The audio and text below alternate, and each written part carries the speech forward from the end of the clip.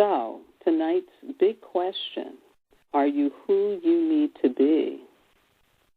Well, let's start off thinking about why we would even ask that question. Why is that so important? And I believe it's so important now in the times we're living in because of all of what we're being asked to change. And all of this change is at some very, very deep core levels. And we know we have to do this change. Anybody who knows the state of the environment on the planet, the shifting of the environment on the planet, global warming is real, and whether it is because of the man-made increase in carbon dioxide or whether it's because of, this is what the Earth does every so many million of years, at the end of the day, it really doesn't matter. What matters is that we know it's real and that we realize we are going to have to make some changes in order to deal with this.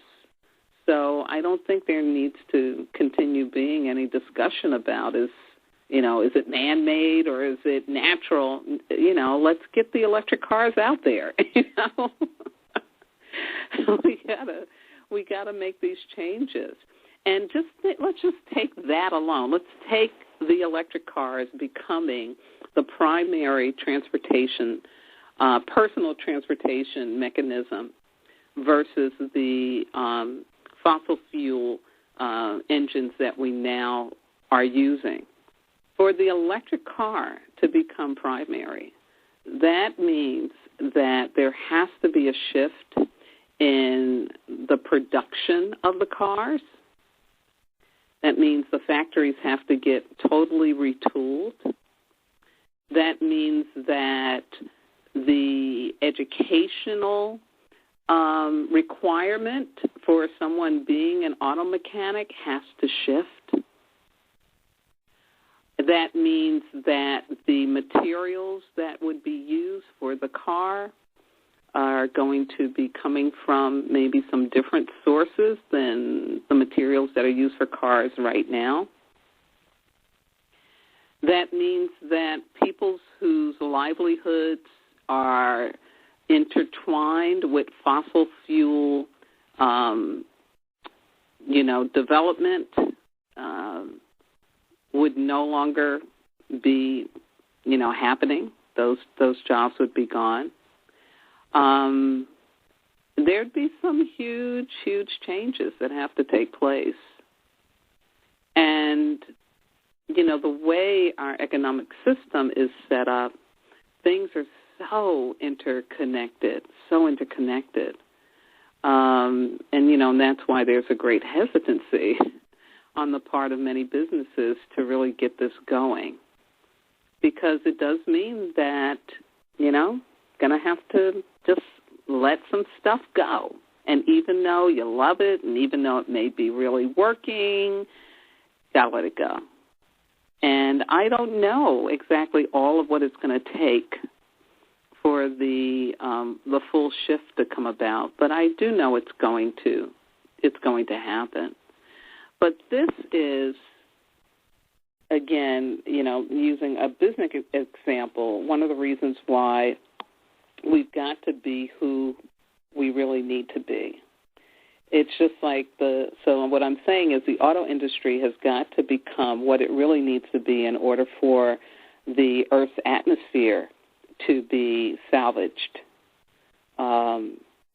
So we've got to become what we need to be in order to support these kinds of changes in business and industry, in healthcare, in all the helping services, in mental health, in education, definitely in the banking system. I can go on and on and on. Definitely in the food production. there's all this change that has to happen. And it's not robots that are going to be doing this stuff. It's going to be humans, making the decisions. Many humans actually being hands-on. And so whatever we're being right now, it's not enough for the changes that have to happen. Something has to shift in our consciousness.